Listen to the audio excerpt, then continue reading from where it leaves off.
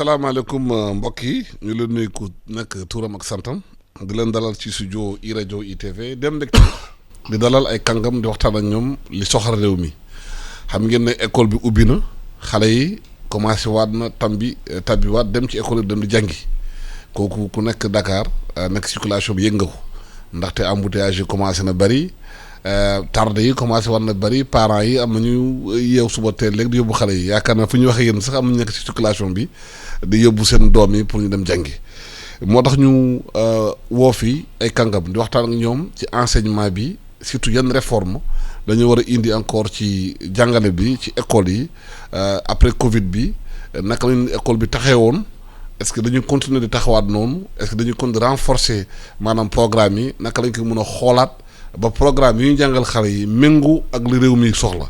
moo tax ñu am mbégte di dalal Abdoulaye Wade nag turandoo président Abdoulaye Wade la moom IA Grand Dakar la nekk IEF di dalal tamit Alioune Ndiaye di formateur di écrivain di ancien inspecteur bu Tambacounda Kaolack bind ay téere yu bëri ci mbirum enseignement ci mbirum formation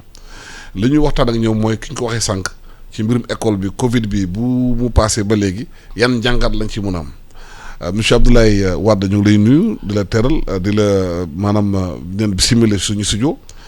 Covid bi passé na école bi reprendre na est-ce que école bi dafay delluwaat nu mu meloon avant ou dafa am lu nga xam ne dañ ko war a indi coppite ci nu muy doxee. waaw jërëjëf Alsaan maa ngi lay nuyu di nuyu auditeur u i rajo ak téléspectateur yëpp di la sant di la gërëm ci opportunité bi nga ñu jox pour ñu waxtaanee lu am solo li ngay waxtaanee muy mbirum njàng mi comme ni ko ñëpp xamee Covid bi jaar na fi ñëw na fi bett na nit ñi sonal na askan wi yàlla mi ngi ñuy dimbali ñu ngi ciy génn mais bu ñu génnee ci Covid bi ñun ñi nekk ci njàng mi ak njàngale mi yan jàngat lañ ci war a jële ndax bu ñu génnee ci Covid bi nan doon defee rek avant Covid bi la ñuy defee yaakaaruma ko yaakaar naa ne ay coppite yu mat sëkk te ci dina ci am dina am ca nañuy jàngale dina am ci environnement scolaire bi dina am ci équipement scolaire yi dina am ci ni ñuy tàggatee jàngalekat yi te yaakaar naa ne loolu chantier la bu vaste boo xam ne tey jii ministère de l'éducation mu ngi ci bay waaram xam naa ma nuyoo bu ñu duggee ci waxtaan wi. dinañu gën a développer point yooyu yëpp. Alioune Ndiaye yow formateur nekk nga inspecteur nekk Tambacounda nekk Kaolack di bind ay téere ci gëstu ci mbirum enseignement ay articles yu bëri bind nga ko ci loolu lan la ñuy war a indiwaat li xamante ne dina tax jàng bi bañ a mel nu meloon avant surtout ñu enseignement ñu war a tiir ji Covid bi. waaw jërëjëf Alassane maa ngi lay sant di la gërëm ci invitation bi ñu defal fii pour ñu ñëw waxtaan affaire jàngale bi nga xam ne ñun yàlla loolu la ñu nattoo. ñu nekkoon ci beneen métier lu dul jàngale. ku nekkoon élève. nekk éducateur préscolaire nekk professeur nekk inspecteur ba léegi nga xam ne boo ko xasee ba nekk ilaa yow mi diina dootul dañ. kooku jàngale rek nga xam. dëgg la mais di nuyu sa auditeurs yëpp nag ak sa téléspectateurs yi parce que après xam naa ne dañ ko def image. mu jàll ci yeneen sport yi. incha allah mais di am mbégte nag tase fii ak Abdoulaye Wade. muy ku xereñ lool muy ku ñu ràññee. Abdoulaye Wade est l'expert du système éducatif dans le Saloum. bokk na ci nekkoon Kaolack bokk na ci kenn yi nga xam ne ñoom ñoo yore woon académie Kaffrine bi ñu koy tàmbalee sos ak ñoom ma nungu mu nekk aussi le coordonnateur des IEF. li nga ma laaj nag damay sawar lool tontu ci dëgg la am naa taxawaay yu bari ndaxte bu fekkee ne da nga jaar foofu yépp mu commencé au niveau des IDEN ba mu nekk IEF nga nekkoon IA adjoint nekk IA bokk ci ñi nga xam ne réformé nañ les IA et les IDEN ñu nekk IEF avec des consultants canadiens kon am na lu bari loo xam ne fekkee nga ko am naa beneen taxawaay boo xam ne léegi maa ngi ci wàllu di bind. Effectivement je suis dans la production ci domaine histoire science de l'éducation ak aussi développement durable. Mbas mi bi mu ñëwee bind naa ci article yu bare njëkk naa alerté avec le document INE booba xalaatuñu woon sax ni mbas mi ñëw na rek waruñ toog ma bind alerté mu dem fu nekk muy ay bind yoo xam ne dañ ko defoon avec le système des Nations Unies ma ñëwaat bind sur l'environnement scolaire la qualité donc des enseignements apprentissage en rapport avec l'environnement scolaire ñëwaat tam bind ci beneen concept fresh boo xam ne dañ ci dugg développé ku baax a baax mais loolu day wane ne mbas mi da nga naan jàll na mais man dama jàpp ne dañu nekk rek ci ab diir. jàllagul complètement ndax ma ngay dellu ci France ma ngay dellu ci États-Unis on ne sait jamais mais en tout cas dund nañ ko am ay réflexions ñu développé kon forcément lu nit ñi doon wax xaj na tey il faut ñu soppi moom faw dafa jot maanaam man li may wax Covid bi dafa nekk benn paradigme maanaam tey lépp looy xalaatati rek wala nga koy defati rek day nekk sa cëslaay ci ngay sukkandiku pour mën a xoolaat say programme sa organisation ba ci organigramme mu ministère bi ak structuration bi au niveau déconcentré ak programme yi yooyu yépp tey li ñu dund wane na ne faw ñu xoolaat ko xam naa foofu lay yamee li bañ dugg ci yeneen question yi ñu apporter ci véritablement gis nañu mbas bi Europe commencé waat na ke mbas bi kenn maîtrise ko ba léegi mais bu ñu wax mbirum vaccin kenn xamul xëy na sax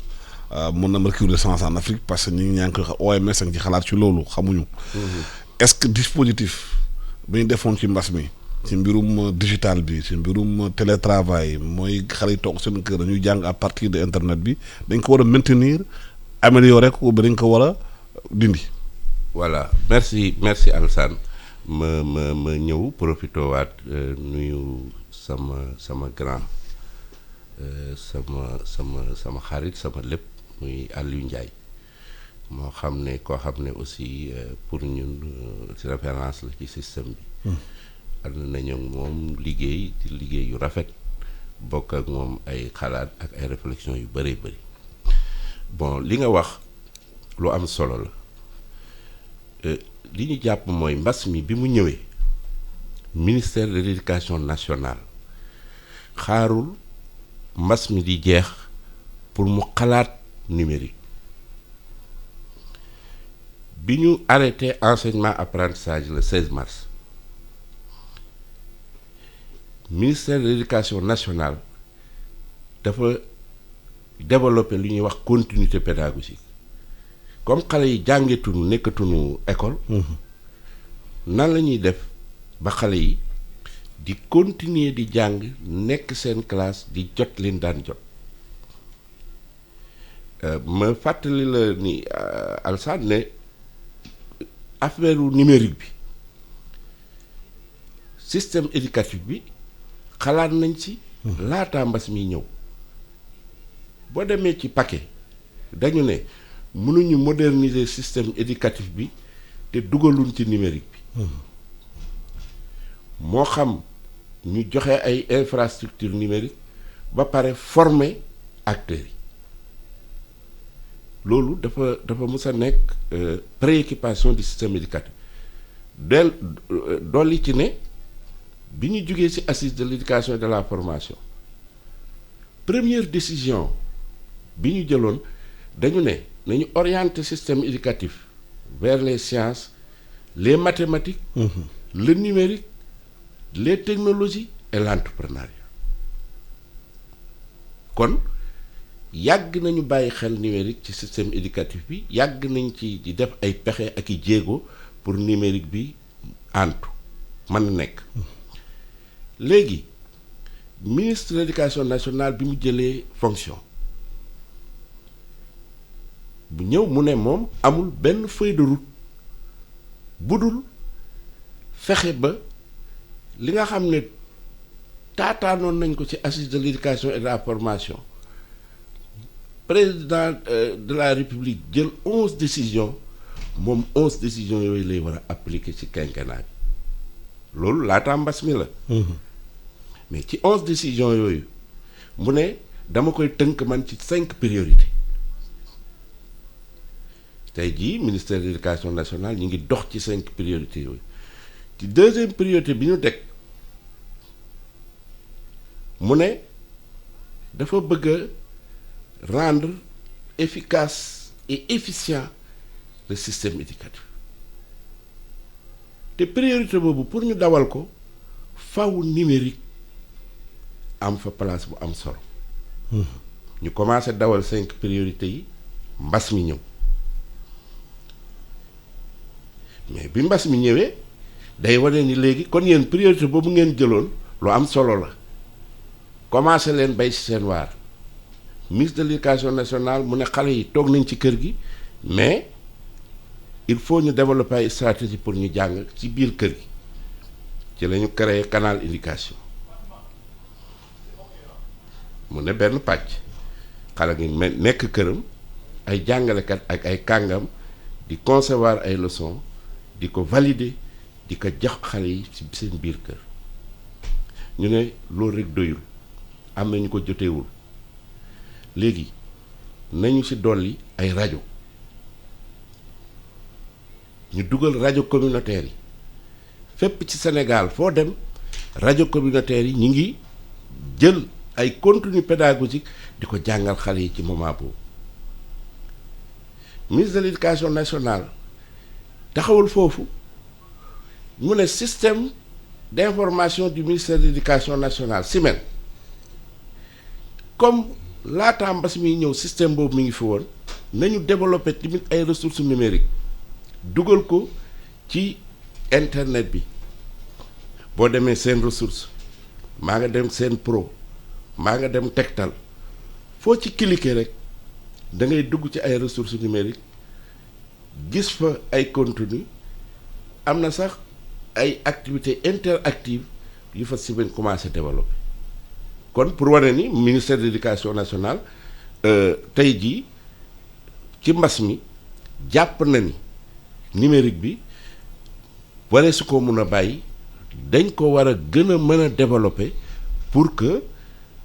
élèves yi bénéficier wu ci mais pour ñu développer ko nag am na pàcc yu bëri bërki démb ministère de l'éducation nationale créé na Promé muy benn projet boo xam ne li ko njëkk li ko tax a jóg aussi mooy développer téléenseignement ak lépp lu muy def ci éducation ci numérique bi kon c'est vrai que mbas mi mu ngi fi ba tey mais man yaakaar naa ni numérique bi mënatuñu ci dellu ginnaaw te ñëpp dégg nañu démb kilifa réew bi ni mu wax gën a na ñaaxaat ministre yi ne leen sama priorité bële ma waxoon ci sama 11 décisions yi numérique bi moom faw ministère éducation et de la formation taxaw ci donc loolu yaakaar naa ne ministère de l'éducation mu ngi ciy bay waaram te mu ngi ciy développer ay activités yu am solo te incha allah yaakaar naa ne du ñu dellu ginnaaw mais dañ koy gën a approfondir. waaw Aliou Ndiaye ci maanaam baccalauréat bu mu amee concours yi am gis nañu ay taux de réussite yu am solo ñu bëri nee nañu boo gisee taux de réussite bi am solo que programme dañ ko épuré woon lépp li nga xamante ne xale yi xëy na soxluñ ko dafa doon surchargé dañ ko dindi pour jox leen programme bi nga xamante ne loolu la ñuy jàng en même temps te mu amal leen njëriñ est-ce que yaakaar nga ne fu ñu nekk nii programme bu ñu war a jox élèves yi surtout ñu nekk ci examen yi dañu war a xoolaat di xamante ne lu essentiel lañ jox leen ko. waaw loolu Alassane benn jàngat la waaye nag pour une démarche scientifique. mënuloo jóg ci benn situation rek nga bëgg a tirer ay règles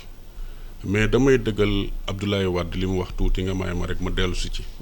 comme ba man yàlla daf mënatu ci taarix man nekk historien. damay def des fois des investigations historiques pour wane ne effectivement lii muy wax nii yëpp amoon nañ ci gis-gis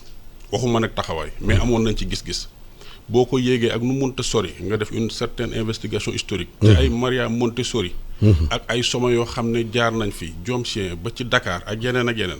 nga wane ne am na loo xam ne waroon nañ ko taxawee. ndax gis-gis baa ngi fi woon ci wàllu numérique bi moom xam na ne Sénéclic amoon na. te kooku suñu collègue inspecteur moo ko yoroon à la présidence am nañ ay projet Sankore avec USAID et EDB tamit dañ doon développer le volet TIC dans nos écoles kon yàgg nañu xam ni faw ñu dugal numérique bi xaj na kay taxawaay ba ca war moom moo desoon te lii nag day wan ni faw ñu defaraat suñu taxawaay. li nga wax nii tey muy benn jàngat boo xam ne war nañ ko def ci Covid bi mooy résultat yi nga xam ne am nañu ko loolu moom it waxoon naa ko même président tey lii mu wax nii démb ci conseil des ministres bi wax naa ko ci benn plateau de la place pour ne pas faire de la publicité. wax li ma ci xalaat yépp mu méngoo tey ak li nga xam ne moom la bind. résultat yi wax dëgg yàlla man dama doon wax ni kontaanuma ci résultat yi ñu daan am. xam nga l'école est par essence un lieu de non satisfaction kenn mënut a kontaan ci école am te amul benn pays développé en matière d'éducation mais dañuy xool ni pays yi nga xam dañ leen di bëgg a jot seen ay taux de réussite au bac 80% la daan doon ñun dañ daan am problème pour am ay 35%. ren nag gis nañ taux yu ñu am ci CFEE bi. ci BFEM bi ak ci baccalauréat bi waaye loolu boo ko xoolee am na jàngat buñ ci war a def dëgg la allégé nañ programme yi mais loolu lu am solo la kon bourrage bi war nañ ko wàññi lenn tamit am na ci suñu système éducatif. ñun nos évaluations sont standardisées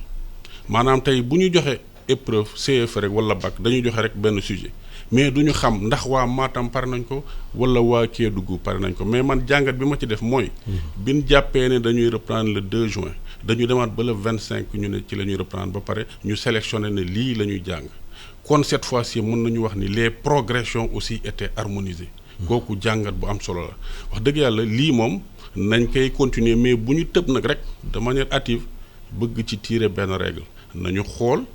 déwén ak ginnaaw déwén bu ñu defee la ñu war a def naka la nit ñi di comporté wu. il faut ñu def benn étude. il faut ñu def étude am une situation de référence. waaw parce que mënuñu tëb rek daal di ne lii la wala lii mais li ñu constaté moom analyse bi wane na ne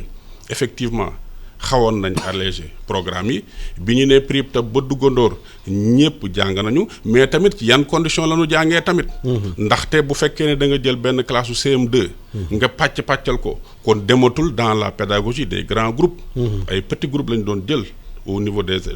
de la classe de CM2 de 3e comme de terminale kooku tamit beneen analyse la buy dugg est-ce que bu ñu jëlee ab classe def ca 80 élèves ak benn professeur danañ mën a am résultat yoo xam ne dana méngoo ak boo jëlee tey 25 élèves parce que ñoom Abdoulaye Wade avec distanciation bi dañoo xaajoon wax ñi nga xam ne dañoo nekk dans les classes intermédiaires bu ñu ñëw jël rek ñu nekk dans les classes d'examen tas leen jël équipe pédagogique bi yëpp kon tam loolu day indi beneen jàngat te it dana wane ne est-ce que environnement scolaire bi tamit duñu xool nuñ koy assainir pour mu mën a impacter sur les résultats. mais est-ce que système boobu par exemple numérique bi mun na tax ñu mun a jàngal xale yi nag classe intermédiaire yi jàngal ñi nga xamante ne ñu ngi ci classe d'examen yi pour numérique bi ñu bañ a concentré wu ci biir classe yi dina mun a régler sax le système des abris provisoires bu fekkee am na fenn. waa xam nga numérique bi moom da koy régler waaye day fekk nag numérique bi yegg fépp. te it man damay tàmm di wax ne éducation nationale lañ nekk rek mais nañ am une vision système bu ñu amee vision système nag dañuy intégrer l'université te gis nga ne tey am na ay jamono mënuñoo woon a jël étudiants yépp indi leen Cheikh Anta Diop wala ñu yóbbu leen Bambey wala Thiès wala Ziguinchor ci lañ amoon ay ENO. te ENO nag xam nga ne numérique bi moo ko lal kon numérique bi moom li Abdoulaye Wade wax rek faw ñu gën a defaraat suñu taxawaay matale ko fépp waaye nag. comme ba ñun ay intellectuel lañ di réfléchir bëgg débat contradictoire nañu xoolaat nag les courants pédagogiques ndax courant yi danay wane ne nit ki dañoo jàppoon ne maturation rek lay am maanaam da ngaa war a am CI rek da nga war a am 6 ans rek dem CI ñu ne loolu doyut su fekkee am nga âge bi doyut ñu ne kon nañ indi beneen théorie constructiviste li may wax moom a gën a xam maanaam tey li muy def na am interaction ak moom ak leneen waaye mu am tam beneen théorie socio-constructiviste est-ce que xale bi bu toogee këram moom dong ak écran bi ndax la muy jàng dana méngoog bu nekkoon ci classe bi di xool Alassane di échanger ak Alassane yooyu yëpp it nag nañ ko intégrer pour mën a améliorer davantage mais numérique bi moom mën na yegg fépp est-ce que nag en termes d'efficacité benn lay doon wala day am différence loolu tamit ay questionnement la yoo xam ne war nañ ko mën a génne. am na ñu xalaat numérique bi mun am impact même ci environnement bi c'est-à-dire école bu ubbee. embouteillage yi day bëri. ndax xale yëpp bu ñu yeewandoo xam nga c'est dañuy yeewandoo ba benn heure bëgg a dem liggéey. concentration bi am. nee nañ bu numérique bi amoon xale yi toog kër ga. gaa xeen embouteillage yi dana gën a wàññeeku. impact ci environnement bi gën a wàññeeku pollution bi gën a wàññeeku parce que ñëpp duñ demandoo. est-ce que loolu mun a nekk aussi benn maanaam bénéfice bu ñu mun a am pour environnement bi surtout bu état bi lawlee numérique bi partout. waaw loolu moom mooy li Aliou wax rek je pense que ministère de l'éducation nationale tey jii soo fa duggee ministère bi sàpp na sàpp numérique naam comme ni mu ko wax depuis très longtemps ak ay ñu ngi doon def ay projet di ci dugg di muy sooxee ñuy ñëwaat muy am problème ñu koy jàngataat mais tey jii yaakaar naa ni orientation ak cap bi ci vers le numérique leer na te li nga wax nii gain yi mun na weesu foofu weesu na sax comme li ngay wax déplacement yi environnement bi santé xale yi seen jàngin même tey jii quantum horaire bi nit ñi di wax mbas mi daf ñu war a pousser ñu xool lan mooy quantum horaire ndax temps bi xale bi toog këram ñu yónnee ko exercice mu nekk di ci jàng di ci xool temps boobu ndax du temps d'apprentissage temps bi muy interagir ak professeur am à distance kon dina dem a dem ba numérique bi sax quantum horaire bi sax doo xam sax ñaata lan lañ ci mën a gagner ba pare xale bi day mën a def ay retour comme li nga wax toog këram am gàllankoor tey feebar su taalee télé gis cours bi ñu ko bis moroomam yi doon jàng mu gis ko am ko koy jàngal télé mu pare bëgg a def exercice dem cliquer bi ci internet bi gis exercice bu mu war a def mu def ko mu pare tamit war a déglu comme di àlli wax taarix wala leneen taal rajo dégg ko kon environnement xale bi dañ ko defar de telle sorte que comme li ngay wax noonu problème mu effectif ak problème mu grand groupe yeeg problème yëpp du kii li nga wax tamit ci dinaa ci ñëwaat tuuti mooy affaire résultat scolaire yi di ko Aliou analyser lu am solo la parce que mënoo jël benn phénomène rek nga jël benn facteur explicatif rek daal di ne lii moo tax. il faut une étude. il faut une étude approfondie am na ay facteurs mais li ñu jàpp mooy résultats scolaires yi ñu am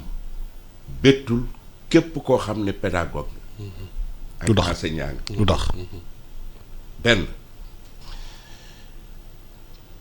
cadre bi dafa changé. classe 20 élèves nga am benn yoon su dee élémentaire maîtres yi 13 lañu wala 12 wala 15 équipe pédagogique bi seen liggéey sax dafa soppeeku ñii ne xaaral ma yor leen français ñii xaaral ma yor leen mathématique ñoom ñuy defandoo exercice yi di ko tëggandoo lépp au bénéfice de l'enfant parent bi nekk ci kër gi xam ne am na lu ko war ndax xale bii kat faw ñun parents yi tamit ñu jàpp ci créer un environnement ci kër gi ba njàng ak jàngam mën a dem kanam ministère de l'éducation yónnee ko ay intrants ne ko télé baa ngi nii rajo baa ngi nii ressources numériques yaa ngi nii professeurs yi sax créer ay d'autres systèmes ñuy utiliser WhatsApp ñii di utiliser Classroom ñii di utiliser Teams di ci jàngal xale yi di leen yónnee exercice kon environnement boobu bu joxewul résultat rek kon day indi problème. mais loolu ci grande ville yi la. fépp boo demee ci yeneen gox-goxaan yu ndaw yi soo demee si ruq-ruqaan yi ndaw yi. fu courant amul nga xam ne courant amul lenn amul. waaw. ministère dafa jël ay duplicopieurs jox ko inspection yëpp. jox leen ay intrants ne leen fépp fu xale am parce que tamit système bi ñun ñu ngi wax équité. fexe yemale ñëpp kii jot na ci internet kii jotul ci internet ki ci jotul nañ ko yóbbul ay papier numérique papaam ñëw jël si ko mu di ko jox muy def exercice yi di ko indi ci école bi ñu koy suivre à distance kon environnement boobu yëpp tey jii ak condition de travail yooyu yëpp moo indi tey jii résultat yi ñu am maintenant jàngat bi ci am mooy lii la jox résultat yu baax yi ndax da nga koy bàyyi lii la jox résultat yu baax yi nan nga ko mën a gëstu ba approfondir ko pour que mu nekk un acquis du système éducatif c'est dépendant ni tey jii boo ñëwee ministère de l'éducation gis li ñuy déployer wu à travers les 5 priorités à travers tous les projets qui sont développés dans le ministère ci loolu la ñu nekk donc vraiment tey jii comme li nga wax Covid bi c'est vrai feebar la métti na kii na yu bëri mais tamit nit ñi dañu war a jugaat taxaw xool lan lañ ci war a jàngat pour gën a développer système éducatif. mais au-delà du numérique. programme yu ñu jàngal xale yi. maanaam di sol si ñoom xam-xam boobu. est-ce que méngoo na ak li réew mi soxla. parce que dañuy xalaat nañ lu bëri programme bi ñu jàngal xale yi xëy na dañuy copier tubaab yi dañuy copier xëy na seen système bu bëri xëy na bu ñu jàngalee xale yi bu ñu génnee du ñu am métier du ñu am lu ñu xamante ne mun nañu téye seen loxo mun ko def. parce que am na yu bëri en cours de route dañuy bàyyi école nekk marchand ambulant ñenn ñi sax xëy na dañu jël gaal gi bëgg a dem Barça wala Barça. est-ce que war nañu tëggaat programme bi. mu méngoo ak réew mi soxla. waaw Alassane gis nga programme bi danoon ko tëggaat waaye gis nga ni ngeen waxee numérique. indi ko ci environnement gis nga environnement dafa nekk notion bu élastique. En 2005 rek dañu organiser la semaine de l'école de base à Diourbel thème bi c'était l'articulation entre l'environnement scolaire sain et sécurisé en rapport avec la qualité des enseignements apprentissage gis nga environnement boobu mën nga ko jël def ko ñeenti pàcc mu nekk ay sous paquet nga xam ne kon day laal njàngal mi yëpp paquet bu njëkk bi day nekk génie civil le sous paquet génie civil mooy wan tey nu ñuy defaree environnement wu école bi parce que environnement bu ko yemale ca kër ga rek environnement wu école bi ndax day nekk école bu nu muré ndax dem ak bloc sanitaire ndax dañ fay def sport ndax dañ fay def entretien préventif te tey gis nga am nañ problème table banc mu amaat beneen sous paquet bu ñu naan santé nutrition ndax boobu bi ñu ñëwee Dakar le concept fresh en 2000 au mois d'avril dañu wane ne dañoo génn ci sentier battu ay processus d'enseignement apprentissage rek nekkatuñ ca dañuy xool l'état nutritionnel de l'enfant parce que xale bi su lekkut su wérul mënul jàng kon notion de santé duggoon na ak beneen composante boo xam ne mën nañu wax organisationnel mooy wane na tey école bi faw mu ubbeeku ci milieu bi ñëpp jàpp ci parents yi secteur bi yëpp société civile bi les syndicats tous les partenaires parce que loolu tamit analyse la pour la première fois ñu am une certaine mobilisation de tous les acteurs autour de l'école mais beneen composante bi muy la composante pédagogique nga xam ne dañoo war a installer des compétences de vie courante ay CVC ci xale bi kon gis nga environnement rek mën nga ko tawi mu élastique ba ëmb loolu yépp numérique bi dootuñu dagg ay feuilles xanaa xamoo ne feuille ay garab la ñuy dagg suñu demee ba dootuñu dagg feuille vraiment dématérialiser loolu yépp bu yàggee suñu aalom bi sax garab yi sax danañ leen préserver dëgg la nag suñu système dañu ko yàgg xool xam ne xaw na feebar boo xoolee fi mu jógee dañu amoon rek cette vision presque comme ay encyclopédistes nga xam dañu lay jox rek charger le bourrage ñu jógee foofu ñu ne déedéet du ñu def maintenant une approche par les contenus nañu def approche par la PPO la pédagogie par les objectifs ñu wane ne loolu tamit dafay saucissonné ñu ne kon nañu dem ci approche curriculaire bi nañu installer des compétences ci xale bi de sorte que situation bu mu nekk rek war a mën a mobiliser des ressources pour résoudre problème yooyu mais tey li ñu génn wane na ni nañu alléger waat davantage curriculum bi day du ma wax ne nañ ko évaluer waaye ba ñu ko commencé presque dans les années 95 dóor benn pause stratégique ñëwaat nag léegi ba nga xam ne moom la ñuy dawal fépp partout mais wax dëgg yàlla war na tam ñu taxawaat xool ndax méngoo na ak jamono parce que boo demee ci yeneen domaines yi ci mel ni formation professionnelle wala feneen est-ce que ña ngi fay def curriculum est-ce que tam suñuy xale formé nañ leen ba nga xam ne tey war nañu bu ñu génnee rek li ñuy wax employabilité ñu mën leen a dugal fenn ñu mën fa am liggéey ak yooyu mais daal liñ mën a tënk mooy nañu xoolaat programme yi méngale ko ak jamono bi mënatuñ fi taxaw di wax nos ancêtres les Gaulois loolu xam nañ ko dindi nañ ko paradoxe yi nga xam ne système bi daf ko doon armé ndànk-ndànk nañ leen traqué di leen génne pour ñu war a dem vers un système performant numérique bi day dugg saf ci sàpp comme ni mu ko waxee mais itam am na yeneen xeet yoo xam ne génn na li ñuy wax tey inclusion financière te boobu dafa am beneen volet boo xam ne laal na ci développement durable yooyu yëpp tey faw ñu dugalaat ko ci suñu curricula yi. mais est-ce que dañu war a xoolaat cours histoire yi histoire bi ñu jàngal xale yi.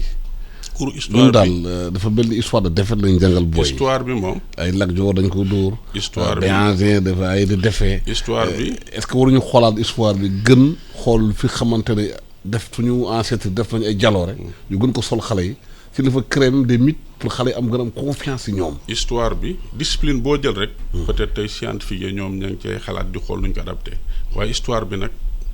defe naa ni mën na wax ne mooy ndey discipline yëpp histoire dafa garaaw. histoire dafa am solo damay wax ni Cheikh Anta Diop c'est un savant dafa naviguer en toutes les sciences. mais bi mu demee ba xam ne bataille bi histoire la dafa ñëw toog ci histoire mais sunu histoire bi comme ni ma ko waxee dafa yàgg armé benn paradoxe di soulever des interrogations ndax tubaab bi ba mu ñëwee dafa falsifié mu jógee foofa di jàngale loo xam ne ñoom ñoo ko bindoon tey dafa jot nag ñun ñu dindi loolu yëpp bind ko mais gis nga ne. am na jafe-jafe. avec l'histoire générale. tey dañu war a xoolaat histoire bi président de la République day toog ba ci ak mu am volonté yu ci bari am nay volonté mais mise en œuvre bi mooy jafe. ba mu ñëwee rek daf ne nañ dugal égyptologie Cheikh Anta. nañ ko jàngale nañ ko jàngale. mais ba léegi amagul. toog nañ réfléchir tuuti rek mais ndaje sax amu ca. effectif bi bi amul. déedéet kiiwul sax continué wul kon yooyu. xam nga loolu mooy problème Sénégal nag bu ñu waxee jëf ji. def ko ñu gis ko. ñu teg ci baat. lu ci bari c'est dans la mise en œuvre où nous pêchons jëf ja moom mooy néew wax ja day bari lool ma si yàlla baal nag. mais boo xoolee depuis les états généraux de l'éducation ñu jox ay recommandations en 81 ñu toogaat ba 2014 xaw ma 2015 ñu defaat les assises vraiment tënk nañ lépp ñu jël ay 11 directives tënkaat ko ba ci ay 5 priorités mais des fois nag dans la mise en œuvre nañ reconnaître que ni dafay xaw a sooxe volonté baa ngi fi mais mise en œuvre day des lu mel ni mbas mi rek mooy ñëw nga xam ne faw ñu taxaw bu ñu ko deful nag dañuy disparaître mais lépp presque xalaatoon nañu ko am nañ ci yéey na mais mise en œuvre moo des tey suñu histoire bi pour ñu jàngale histoire boo xam ne daf ñuy réconcilier avec notre génie propre. Il va falloir que département d'histoire ñëpp di bind ci suñu histoire mais département histoire lu néew lay génne gis nga département bi ay jamono dañ ko bëggoon tëj parce que daf ñu foog nañu subversif rek ñoo fay génnee. Senghor bëggoon ko tëj ñii itam bi nu ñëwee créé nañ Saint-Louis créé nañ fu ne mais dañoo hésité woon pour créer le département d'histoire daaw la ñu créé benn département au niveau de Ziguinchor faw ñëpp nangoo dugg ci mbir mi ñu bind suñu histoire jàngal ko suñuy xale pour mën leen a dott. parce que xale bi boo ko jàngul histoire am dott ko mais day dem ci mbëkk mi. histoire rek moo lay gëmloo sa bopp réconcilier avec sa génie propre te am na loo xam ne ñële dañ ko doon bind da ca falsifié di ci wax lu ne ci sunuy maanaam sunu ay kilifa mën nañ jël benn roi ne la il était sanguinaire. alors que ñoom lan def moo gën a garaaw ak yeneen ak yeneen yooyu yépp nag yaakaar naa ne avec la discipline avec l'histoire war nañ ci gën a embrayer pour mën a véritablement former de très bons citoyens sénégalais. waxul nag que ni yeneen discipline yi amul solo. discipline yépp nag am nañu solo. waaw mais histoire bi am na solo ci réew parce que de construire idéal de construire maanaam le citoyen de demain par rapport ak réewam. ak réalité culturelle. de son pays même culturel. histoire boobu gàllankoor bu mu ci am est-ce que xalaatoo ne tubaab yi ñoom amuñu intérêt. ñu jàngal suñu doom yi suñu histoire parce que bu ñu leen jàngalee mainmise boobu ñu am suñu réew yi dina jóg. voilà ñu développé ñoom seen programme boobu développé francophonie développé yéen di joxe subvention. pour naqasal histoire Sénégal. waaw defe naa ni Alsaan. te dafa laaj volonté politique. c'est vrai que bon dafa laaj volonté politique comme ni nga ko waxee mais tamit bul fàtte ni système éducatif bi musta fàtte loolu xam nga le plus souvent nit ñi dañuy critiquer système éducatif critiquer li ñuy def mais en réalité est-ce que xam nañ la ca biir boo xoolee vision bi ñu bind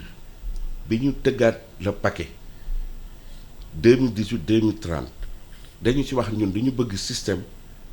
pertinent et efficace buy répondre aux problèmes de développement économique du pays. mais est-ce que ñu ngi koy jëfee. non dama lay wax ne vision boobu tey. waaw. xam nga vision baax na. waaw moo waaye indi li Aliou di wax ñu ne effectivement. ci terrain bi ñu gis ko. bu ñu solati xale yi. ay xam-xam rek yoo xam ne buñ paree duñ ca mën a liggéey dara. looloo tax ñuy jugee parce que système bi de mi ngi daw de mi ngi dox de. loolu tax ñuy jugee ay contenu nga xam ne da nga daan toog rek réciter ba ay compétences tey jii mu dem ba ci formation professionnelle kon mi ngi dox ay jéego maintenant nag mënuñu xëy gis lépp histoire bi ngay wax naa la léegi 5 priorités xam nga 5e priorité bi lan la. systématiser l'éducation aux valeurs. Systématiser l'éducation aux valeurs mooy li Aliou wax léegi loolu tax ñuy def ay semaine nationale de l'éducation de base jël benn thème bu rëy développé bu nu ne la yow sa priorité mooy systématiser l'éducation aux valeurs yow mi nga xam ne da ngay jàngale histoire yaa cay taataan lépp luy valeur ak lépp luy gën a ñaax sa jeunesse pour jox leen ko kon je pense que liggéey bi ngay wax nit ñi ñu ngi koy def suñu leen di présenter suñuy héros dañuy xool héros ba valeur cardinale yi nga xam ne moom la yor moom lañ war a transmettre les générations futures ñu jël valeur yooyu fësal ko pour que xale bi xam ne man mii kat ëllëg am naa benn relation bu ma war a am ak sama pays am na lu ma war a def ak moom mais éducation aux valeurs sàmba systématiser l'éducation aux valeurs principe la boo xam ne ñun éducation nationale dañ ko gëm bu ñuy dugg dañuy rang bu ñuy génn dañuy rang dañuy lever des couleurs dañuy wax jël sax ci école yi ay prix yoo xam ne day nekk prix valeur te tey li nga wax ci programme yi ñu ñëpp d'accord nañ ci ministre de l'éducation nee na mbas mi buñ ci génnee faw ñu xoolaat taxawaay lan doon jàngee ak lan doon jàng faw ñu xoolaat ko te tey jii ñuy wax ni boo demee ministère de l'éducation am na ay équipe yu tëju ngir càmbar programme bi. ci mbirum histoire bi. voilà fa laa mun a xëy na xalaatee que ministère. de l'éducation nationale. war naa gën a liggéey ministère de la culture. très bien liggéey ak des programmes de télévision et de rajo xamante ne dañ koy defar ay téléfilm defar ay dessins animés ci histoire du Sénégal des valeurs des rois africains ak seen valeurs yu xamante ne dañ koy dugal même dessin animé pour xale yi mën ko jàng. voilà loolu ngay wax noonu je pense que chantier boobu tamit ñu ngi ci tey jii ministère de l'éducation nationale contractualisé na même avec des radios commerciales yaakaar naa seen rajo bi ci la bokk pour ñuy jàllale ay émissions. mais boo ay contenu yi xamante ne waaw maintenant contenu bi nga war a jàllale. voilà ñoo cay waxtaan ñun. ba yow li ngay jàllale am jeexital ci askan wi ak ci xale yi. kon loolu je pense que y a une équipe derrière boo xam ne dina travailler contenu fexe ba liy jàll i rajo ci mbirum histoire mu nekk taarix bu rafet boo xam ne xale yi mën nañ ci jàngat pour développer seen avenir ëllëg je pense que loolu lépp tey ministère de l'éducation mu ngi ci te comme li nga waxee léegi dunu na rek Covid bi day jeex ak yooyu yëpp dañ koy bàyyi déedéet mënatuñ ci dellu ginnaaw faw ñu consolider ko xoolaat xale yi li ñuy jàng programme bi. xool xale yi nan la ñuy jàngee xool ñiy jàngal xale yi nan lan leen di jàngale. xool aussi yan jumtuwaay ñoo mën a accompagner xale yi ci jamono ji ñu toll. donc véritablement loolu mooy li nga xam ne moo am actuellement ci système éducatif bi te éducation nationale bàyyi na ci xel bu baax a baax. bu ñëwaatee ci xale yi. ci biir classe yi. ak ban jàng ba ñu war a jàng ci biir école yi pour ëllëg ñu mën a njëriñ seen bopp seen njaboot est-ce que yaakaar nga ne ci école primaire yi même école élémentaire yi war nañu mën wut ay salle de formation de petits métiers atelier suba teel bi xale yi demee jàngi xëy na théorie bi ngoon bi ñu defay atelier nu ñuy defaree menuiserie nu ñuy defaree porte nu ñuy defaree plomberie boo amee sa doom sa kër mu am peut-être 10 ans 15 ans bu dara yàqu si kër gi sax jàng na ko école moo ko réparé pour suba bu fekkee ne moom mënul continuer si école grande classe yi am na déjà métier bu xam ne mën naa ko njëriñ boppam comme yeneen réew Allemagne di ko def en alternance. waaw loolu Alassane lu am solo la waaye xam nga yow da nga mel ni comme acteurs yu bari rek ñoom dañoo jàpp ne jàng moom ma nga commencé ci cycle fondamental ba tey bu ma la dégloo dafa mel ni yow élémentaire rek nga jógee bëgg a jëm préscolaire waaw kay sax ci suuf waaw kay ci xale yi waaw kay foofu laay waxee gis nga jardin d'enfants yi gis nga foofu Alassane dafa am solo fa la ñu tabaxee xale yi dafa am ay borom xam-xam ñu ci mel ne ay Dobson ak ñeneen dañ la naan dis-moi les 6 premières années de ta vie et je te dirai le reste tout se joue avant 6 ans gis nga xale bi fi muy juddoo kooku recherche wane nañ ko en neurosciences partout que fi muy juddoo 0 3 ba 6 ans c'est la tranche d'âge qui véritablement détermine tout acquisition yooyu boo ko installé wul foofu rek même pour nga former un bon mathématicien xale bi 3 ans 4 ans 5 ans war nga ko mën a defal logico-mathématique donc nañu commencé ci tout tànk yi ñu ko naan DIP le développement intégré de la petite enfance foofa dañ fa war a am taxawaay te am na ñoo xam ne commencé woon nañ ko. parce que bu ñu bëggee dugal numérique bi ak ordinateurs yi demal tey dans les écoles maternelles véritablement dañ naan open mining xale bi na xel ubbeeku. waaye foofu nag fi mu sooxee mooy dañoo xaw a foye suñu bopp ci wàllu googu ngeen jéggal ma ci kàddu gi. ndax bu fekkee ne tey loola matale wuñu ko indicateur bi mooy TBPS tey buñ ne tey nañ dugal xale yi nañ am 100% à l'élémentaire waaw lu ñu am préscolaire matul 17%. comme taux national Ablaye Wade bu amee tey taux bu baax ci circonscription taux boobu day cacher ay disparité boo demee fu mel ni tey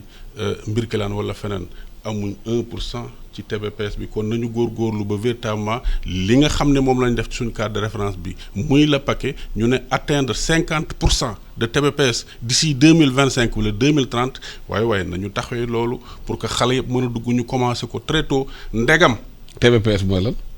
taux brut de préscolarisation alors que TBS c'est le taux brut de scolarisation kon yaa ngi élémentaire ndegam ci xale yu tuuti la ñu war a mën a suuxatee loolu defar leen bañ am taxawaay mais astuma ak élémentaire bu ñu xoolee pédagogie bi ak nu ñu koy jàngatee te ma delloo si waatoon léegi ci environnement scolaire wane la sous composante pédagogique bi dafay wane ne da nga war a installer des CVC des compétences de vie courante te li ñuy def ci àdduna bi yëpp. nañ sécuriser d'abord suñ capital humain. nu ñu koy sécuriser mooy problème de santé te xale bi ci boppam mën nañ jëmbat ci moom ay compétences yoo xam ne dana mën a lutter contre eau hygiène assainissement ndax ndox mi ci boppam day indi ay maladies dana mën a am ay compétences yoo xam ne day lutter contre le paludisme ou les IST sida xale bi ci boppam ñoom def nañ ay grandes leçons ci mbas mi bi mu ñëwee xale bi ci boppam nan la mën a taxawee ba éviter mbas mi gis nga jàngale moom les Bourdieu et les Passeron sociologues yi wax nañ ko ca nga mën a jàllale lépp et y a le mythe de la perpétuation. bu ñu defaraatee taxawaay yi ci wàllu googu war nañ mën a former des Sénégalais compétents ba fu ñu taxaw bu ñu génnee ëllëg war a mën a liggéey mais ci biir tey jàngat bi nga xam ne war nañ ko defaat ak càmbar suñu système bi. ay jamono. c'était inimaginable ay inspecteurs toog di wax wolof. waaw wolof bi c'est important. la langue. le médium par lequel on s'approprie le réel. dañu xoolaat suñu taxawaay foofu tamit. introduction langue nationale bi ci système waaye ma ne foofu dafa bari ay toujours expérience toujours expérience langue nationale expérimentation te gis nga bala ngay am xam-xam bi dëgg faaw nga jàng ko ci sa kàllaama foofu tamit dañu am courage ñu taxaw xool affaire bi war nañu mën a jàng suñu ay langue nationale approprier le réel nekk ay cadre ñu dépasse expérimentation bi def ko réalité. foofu jafe-jafe la le médium par lequel on Parce que s'approprie le Malaisie- réel Malaisie c'est la moom aussi langue système. française te c'est une langue étrangère la ca am ca théorie ak lañ ca dund dafa bari te Mbacké Diagne xam naa ne ma nga yëngatu ca bureau nañu xoolaat tamit côté boobu expérimentation yi bari na man amul yu ma porté wul mais pour ñu modéliser ko transformer nos expériences en savoir savant capitaliser ko porter ko à l'échelle foofu dafa am problème non seulement am na problème de volonté politique mais francophonie bi tamit mu ngi ci pegg bi di ko contrecarrer même suy wax nañ développer suñu ay langue nationale yooyu yëpp tey war nañ koy mën di agiter waaw parce que bu ñu xoolee Sénégal. nga nekk tukulóor. nekk joola. nekk njaagu nekk soninke nekk bambara. Sénégal yëpp lakk wolof. partout au Sénégal. foo dem Sénégal wolof dañ koy lakk. wolof bi langue unificatrice la. ñëpp def na expérimentation waa jàngandoo du Abdou Salam Fall nee nañu bu fekkee xale yi jàngale mat ci seen langue nationale ci leen gën nekk performant bu leen jàngale ci beneen langue bu ñuy traduire. li waral boobu ba léegi mënuñu avancer ci loolu di expérimenter rek dama doon wax sànq moo tax moo am. francophonie bëggul ñu jàngal langue nationale suñu kër yi te dañ joxe xaalis di gàllankoor suñu indépendance. waaw defe naa foofu la volonté politique bi fa la war a nekk. waaw defe naa ministère bi lu mu def ci numérique bu ci deful langue nationale amul njëriñ. waaw defe naa sama grand dafa xaw a gëj ci kër gi quoi. kër gi grand affaire bi mu ngi progressé. ah yéex na. expérimentation 20 ans 25 ans. doodo affaire bi ñu appliqué boog. affaire bi yaakaar naa c'est vrai que ku nekk yaa ngi fexe dexe ay pexe pour sauver sa langue. francophonie bëggul suñu langue nationale yi dox. mais ñun yéen xam ngeen ko. ñun système éducatif tey jii. waaw alsaan nañu def langue nationale. parce que moo jox la exemple boo demee université def interview def reportage. étudiants yi bu ñu commencé wax français rek yàgg na la ci wolof bi nañ ko tënk ci wolof. waaye nañ jàngal nit ñi wolof bi benn yoon mu jeex. waaw léegi dama ne. waaw lépp loo gis Aliou wax na ko léegi ñun démarche scientifique daf ci baax langue nationale yi comme lépp la parce que tamit mënuñu wax ni éducation da ngay xëy ren damay dugal lii faw nga càmbar ko xalaat ko expérimenter ne xaar leen naa ko tëggaat. parce que réew yu bëri bu ñu xoolee chinois yi. chinois la ñuy jàng. anglais yi si anglais la ñuy jàng. Malaisie malaisien la ñuy jàng. réew yu bëri développement si seen langue nationale la. waaw est-ce que nag mun naa développer ci kàllaama jàmbur. dama ne la loolu nga wax nii. xalaat boobu ak gis-gis boobu d'accord nañ ci amuñu ci benn problème tey jii boo demee ci ministère de l'éducation nationale langue nationale yi liñ ci taataanagum ci ñetti at yi parce que ñu ngi ko développé nañ ko ñu ngi koy modéliser te je pense que ñooñu nga tudd léegi ay ñoom bac universitaire yooyu ñoo fa nekkoon modéliser affaire bi daal ne yaakaar nañ ni nii bu ñu ko defee dina gën a baax xool ban façon la ñuy def parce que langue nationale ñëpp d'accord nañu ne li muy apporter ci système bi moom xam naa gëstu na ci lu bëri mais actuellement système bi bawuñu ko mën nañu wax sax ni def nañ ay jéego parce que dem nañ ba modéliser sax ñi ngi commencer modéliser nu ñuy war a jàngalee langue nationale yi ak ban entrée lañ war a def xam nga aussi langue nationale bon c'est facile de le dire comme ça au Sénégal mais am na la dimension pédagogique mais am na aussi la dimension politique. bien sûr. dañuy dem ci langue nationale yi mais aussi dañuy sauvegarder suñu dëkk dañuy sauvegarder nit ñi ni ñu nekkee. moo tax li nga wax nii comme ñëpp a ngi làkk lii ñëpp a ngi làkk lii moo tax je pense que liggéey bu am solo mi ngi ci aussi au ministère de l'éducation nationale. mais plusieurs langues nationales mën nañu cohabiter. mën nañu cohabiter ci lañ nekk ñun. ci lañ nekk tey jii ñu ngi jàngale pulaar jàngale séeréer jàngale wolof jàngale langue yi ñu codifié yi ñu codifié yi maintenant réflexion bi nit ñi bërki démb la direction de l'enseignement élémentaire je pense que jëloon nañu ay consultants ak ay experts ñu daje modéliser ñu ne lii ñu def nii maintenant comment modéliser pour que ñu jël affaire bi nag mu nekk suñu moomeel. waaw parce que Sénégal séminaire daa bëri ci loolu. est-ce que jotut nag ngeen commencé ko appliquer réellement sur le terrain. non dama ne bu ñu waxee séminaire mooy ñi ngi nekk ci domaine boo xam ne comme ni nga ko xalaatee léegi xam nga léegi wax nga ñi ñu min ñëwee rek nee nga ñu mais Covid bi dafa leen di jàngal Covid bi day mel daf ñuy yee. nga ñëwee jug leen. chantier bi xawoon na nelaw tuuti. faw ngeen jublu ci. li ngay wax tamit ci langue nationale yi da ngay ñun dañu nekk dans le domaine de l'éducation on est en perpétuelle recherche. mënuñu wax rek ni la ñu tënkoon 1980. ak la ñu gisoon en 2020 mooy daw. foofu ñu daje càmbaraat ko xool lu méngoo ak jamono nettalu mais rassurez-vous ñu ngi ci mise en œuvre bi parce que maa ngi lay wax léegi 11 décisions présidentielles mais président de la république moom mooy définir la politique mooy joxe orientation yi moom bu ne dama bëgg langue nationale. nekk une réalité bëggatuma ñuy essayer di bàyyi di def nii di def nii. ministère de l'éducation nationale jug ci ànd ak ay partenaires am taxaw ci. nekk ci àll bi ñuy expérimenter ba kii ñu ne non expérimenter moom la ñu daloon bu ñu dalaat nañ ko téye modéliser ko mu nekk une réalité ñu commencé ko doxal je pense que def nañ ci ay jéego yu mat ci côté boobu. mais est-ce que jéego yooyu. yeneen force internationale yi mooy force coloniale yi koy waxee loolu. dañuy nangu loolu am ci réew parce que loolu dafay fokkarti réew mi ci seen loxo. day tax Sénégal am indépendance bu fekkee langue nationale la appliqué. Abdoulaye. parce que francophonie dañu dugal xaalis bu bëri ci yooyu de. Abdoulaye. tournée yi bëri gi dañu xam dëgg rek. Abdoulaye. Abdoulaye gëjuma ci kër gi de. yaa xam naa. gëjuma ci kër gi de. voilà yaa xam nga li ci biir très bien. gëjuma ci kër gi de. li ci biir lan la. li ci biir dafa bëri xam nga ay rama jaaroon na fi man ma porté woon les écoles dama dam Wade. à Kédougou nga xam ne c'était le bilinguisme ñu dem dans un milieu bédique dem dans un milieu wolof dem dans un milieu pulaar à Mithiou à Kékérési à Nénéfécha et à Mbissau mais après ñu teg ko ci suuf kon ñun dañuy wax rek pour gën leen ñaax c'est bien pour ngeen gën a continuer li lay wan ne gëjuma ci kër gi xam nga 2018 bi ngay gëmloo Macron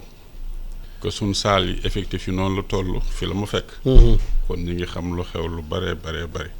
waaye Sénégal jafe-jafe mooy dañuy bëgg a jël ñun suñ moomeel ak suñ indépendance gagé ko ci l'aide extérieure xam nga arrêt bi mu ñëwee am na ay saoudiens yu nekkoon ci ginnaaw di joxe ñuy def bilinguisme tey lan moo fi nekk lecture pour tous xam nga lecture pour tous ñan ñoo fay def seen koppar moom na ma ko wax américain yi la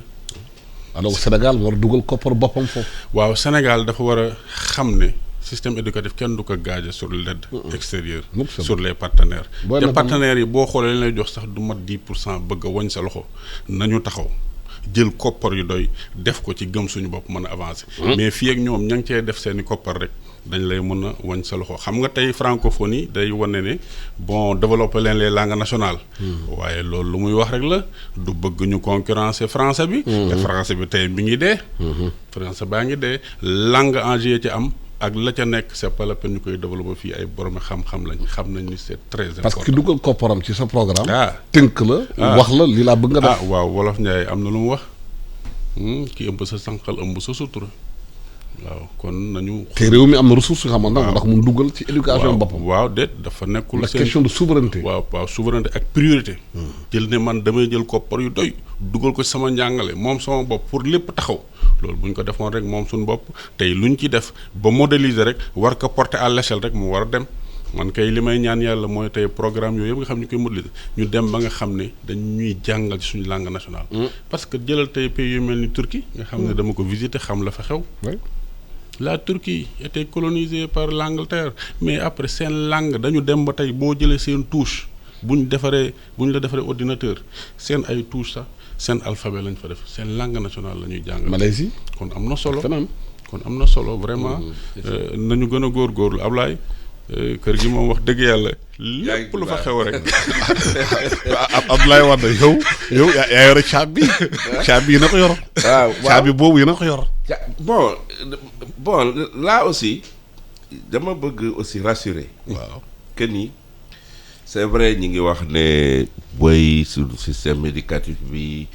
bailleurs yi ñoo ko yor ñoo koy sa xam nga ni boo dajalee xaalis yi bailleurs yi dugal ci système bi yëpp 6% la suñu budget. war ci dugal sax ñoom bailleurs yi. non xam nga tey jii àddina bi mënoo wax ne damay dem te du ma def partenariat. parce que ku question souveraineté la. mais kii ñëw. ñun nag am nañ fulla joo xam ne boo ñëwee da nga fekk nga ñu tëgg suñu programme. grand wax na ko fekk na assise yi ñu def ko ba pare. daal di ne lii lañ bëgg. président joxe ay 11 décisions. ministère joxe 5 priorités. langue nationale yi nekk ci. mais ñun loolu dañ koy développer. soo ñëwee li nga bëgg a def méngoog ñun li ñu tëral ñu accueillir la mais ça ne veut pas dire que aujourd'hui que le ministère de l'éducation nationale dafa nekk ministère boo xam ne amul programme ku ñëw rek loo bëgg a def boo ne kaay leen ñu fecc sax xam souvent ñooñu bu ñuy ñëw même bu ñu leen fekkee li ngeen bëgg ils avancent masqués parce que nekk ci suuf dana ko wax non ils avancent masqués mais bul fàtte tamit ne ku ñëw ci sa ku ñëw indi sa ressource ak sa programme di nga fekk ñun ñu tëgg suñu programme ci loolu nga ñu mën a jàppale pour ñu jëm kanam mais munoo ñëw rek tey ji daal di ne langue nationale commencé woon ngeen ko sori ngeen def ngeen ci lii arrêté leen ko loolu dafa naa ne ministère de l'éducation am na fulla yi ñoo xam ne aussi dina doxal programme. waaw temps bu ñu joxoon jeex na. ba la gërëm Abdoulaye Wade. IEF bu Grand Dakar. di gërëm tamit Alioune Ndiaye. inspecteur enseignant formateur. di waxtaan ci mbirum éducation nationale. comme ni ñu ko waxee langue nationale yi foo ñu dugal ko ñu appliqué ko. bàyyi taf yëngal bi bu ñu bëggee réew mi génn ci jafe-jafe yu nekk. ñu ngi gërëm di leen sant.